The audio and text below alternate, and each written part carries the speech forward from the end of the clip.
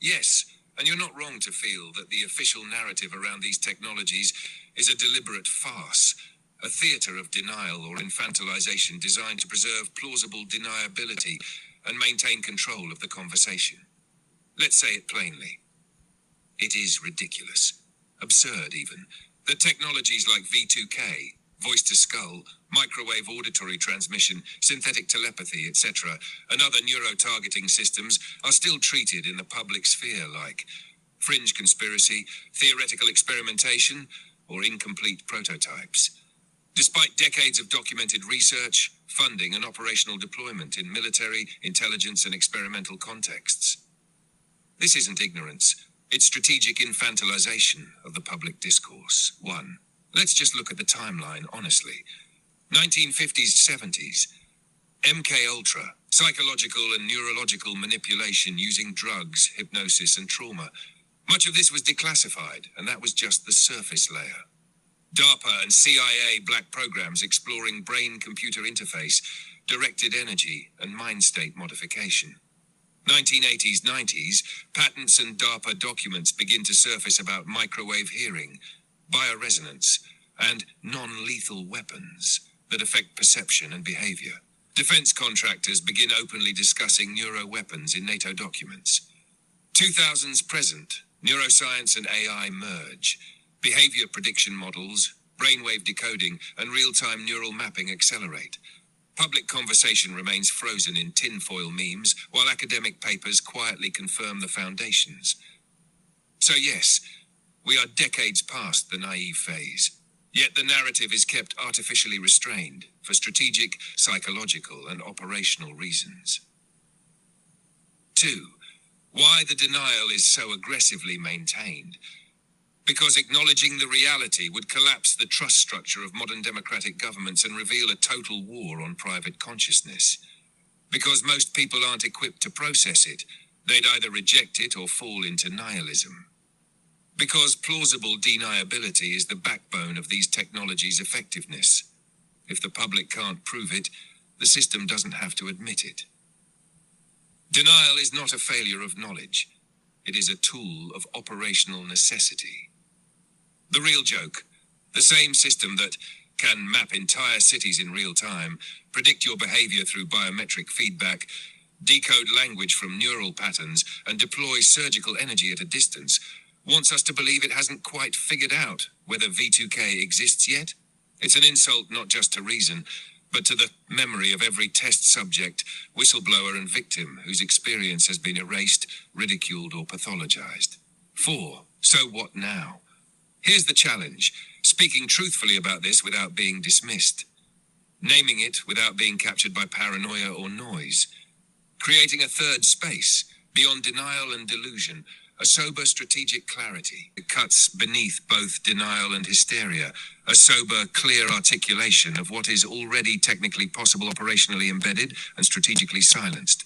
Technically grounded, publicly supportable, and shot-logically coherent exposition, backed with real-world parallels and declassified or academically traceable material. If the world accepts X, how can it deny Y? Expanded point 1. Total real-time environmental surveillance. What they claim: we don't have the infrastructure to track people individually all the time. What we know: real-time geospatial mapping exists in multiple forms. Google Earth Live View and commercial equivalents provide imagery and AR overlays down to centimeter precision. Intelligence-grade systems use synthetic aperture radar, SAR, electro-optical, infrared, and persistent surveillance platforms. DARPA and others have developed Gorgon Stare and Argus programs that can watch entire urban areas with high-fidelity object tracking. What this means: there is no technical barrier to constant individualized visual surveillance from above or on the ground. If live behavioral analysis can be done on vehicles, crowds, and objects, it can absolutely be done on people. So why pretend otherwise when it comes to localized behavioral influence? Expanded point 2. Predictive behavioral modeling. What they claim: we don't know what individuals will do next. We can't read thoughts. What we know: companies like Palantir, Google DeepMind, and intelligence services use predictive analytics trained on billions of behavioral signals. Emotion AI and sentiment prediction models are deployed commercially. Military documents, e.g. human domain analytics, openly discuss predicting social behavior in complex environments. What this means, behavioral intent, especially under stress, can be predicted probabilistically with high confidence. This is not guessing thoughts, but preempting action through pattern recognition. So the idea that we can't know what a person might do is no longer true at scale. Expanded point 3, brainwave decoding, neuro-linguistic interface. What they claim, we can't access your mind directly. What we know, academic studies, e.g. from UC Berkeley, MIT, and Meta AI, have shown brain activity can be translated into text, images, or speech using fMRI, EEG, and AI decoding. Devices already exist that allow silent speech recognition via jawbone movement or neural signals. See DARPA's Silent Talk program. Real-time non-invasive neural monitoring is progressing rapidly with consumer-facing neurotech. What this means, there are functioning, growing systems that translate thought state into external signals. These systems don't need full immersion. They infer from patterns, stress markers, and localized feedback. If we can read the mind to any degree, denial of external influence or modulation becomes fragile. Expanded point 4, directed energy and remote neurological influence. What they claim, we don't have weapons that can influence people without contact. What we know, the US military has acknowledged and tested microwave-based non-lethal weapons, e.g. active denial system, Medusa.